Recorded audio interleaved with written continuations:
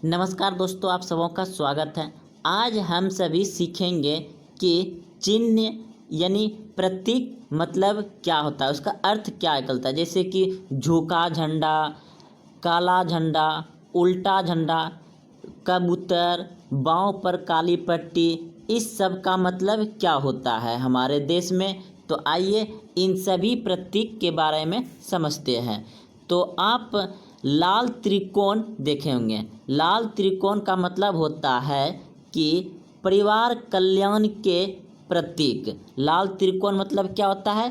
परिवार कल्याण के प्रतीक। यह सभी प्रश्न सभी प्रतियोगिता परीक्षा में पूछे जाते हैं, चाहे आप railway, group D, SSC, MTS जो भी परीक्षा में बैठे दोस्तों, इस तरह का प्रश्न पूछ लिया जाता है। तो अगला प्रश्न है आपका लाल रेड क्रॉस। लाल रेड क्रॉस का मतलब होता है अस्पताल और डॉक्टरी सहायता। लाल रेड क्रॉस मतलब क्या होता है? अस्पताल और डॉक्टरी सहायता। अगला प्रश्न है आपका झूखा झंडा।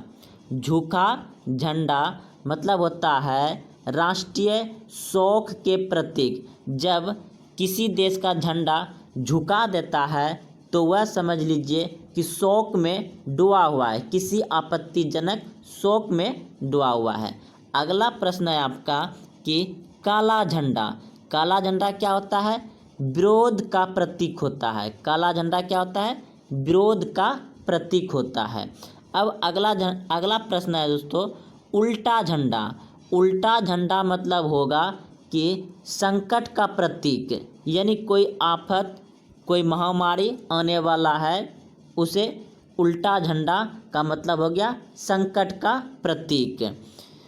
अगला प्रश्न है कबूतर पक्षी। तो आप सभी जानते होंगे कि कबूतर को देखते ही मिजाज शांत हो जाता है, इसलिए उसे शांति का प्रतीक माना गया है। कबूतर को क्या माना गया है? शांति का प्रतीक। अगला प्रश्न है आप बाहों पर काली पट्टी।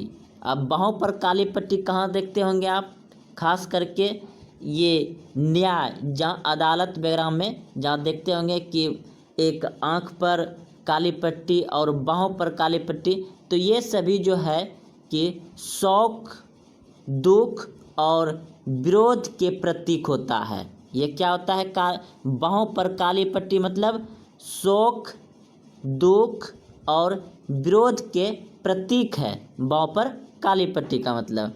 अगला प्रश्न है आपका लाल झंडा। लाल झंडा मतलब क्या हो गया? क्रांति या खतरे का सूचक। लाल झंडा मतलब क्रांति या खतरे का सूचक। अगला प्रश्न है पीला झंडा। पीला झंडा क्या है? संक्रामक रोगग्रस्त लोगों को ले जाने वाले वाहन पर। तो ये पीला झंडा कहता है संक्रामक रोगग्रस्त लोगों को ले जाने वाला वाहन होता है। अब देखिए अगला प्रश्न है लाल प्रकाश। लाल प्रकाश क्या होता है? खतरे या आयत रुकने का चिन्ह। आप रेलवे स्टेशन या किसी चौक चौराहा पर देखते होंगे, जब लाल बत्ती जलता है तो सभी यात्री रुक जाते हैं। यह उसका मतलब खतरा भी हो सकता है, इसलिए यह आयतात रुक जाते हैं। तो लाल प्रकाश मतलब खतरा या आयतात रुकने का चिन्ह है। अगला प्रश्न है आपका कमल का फूल। कमल का फूल किसके प्रतीक है? संस्कृति और सभ्यता। कमल का फूल संस्कृति और सभ्यता के प्रतीक है। अगला प्रश्न है आपका चक्र। चक्र क्या है? प्रगति का प्रतीक है, यानी कि आगे बढ़ते रहना, प्रगति का चक्र है प्रतीक। सफ़ेद झंडा। सफ़ेद झंडा का प्रतीक है संधि या समर्पण का चिन्ह। सफ़ेद झंडा मतलब है संधि या समर्पण का चिन्ह, सफ़ेद झंडा। अगला है ऑलिविक यानी जैतून की शाखा। यह भी शांति का प्रतीक है, जैतून की शाखा। अगला प्रश्न है हरा प्रकाश। हरा प्रकाश क्या होता है? आयतायत सवारी के जाने का संकेत। यानी आप देखते होंगे रेलवे स्टेशन या किसी चौक चौराहे पर जब हरा प्रकाश यानी हरा बत्ती जलता है तो यात्री जाने लगता है। और स्टेशन पे भी देखते हैं, रेलवे स्टेशन पे जब हरा बत्ती बरता है तो ट्रेन खुल के जाने लगती है, या तो थ्रू सीधे चले जाएगा जैसे एक्सप्रेस वगैरह होता है। अब देखिए बहुत बड़ा क्वेश्चन है ये, एक दूसरे को काटती दो हड्डियां और ऊपर खोपड़ी, आँखों पर काली पट्टी, नहीं ये अलग हो गया। ये प्रश्न है, एक दूसरे को काटती दो हड्डियां और ऊपर खोपड़ी रखी, तो ये सभी जो है कि बिजली का खतरा है, बिजली का खतरा है। दो हड्डी काटती हुई और बीच में खोपड़ी रखा हुआ, तो आप जहाँ भी देखते होंगे बिजली घर या तो ट्रांसफार्मर वगैरह, वहाँ पर इसका चिन्ह, जहाँ पोल बिजली का रहता है दोस्तों, वहाँ पर इसका चिन्ह लगा होगा। एक दूसरे मतलब एक हड्डी जो है दोनों तरफ से काटा हुआ रहता है इसे, और इस पे मुंडा रहता है खोपड़ी, तो वह क्या होता है, बिजली का खतरा।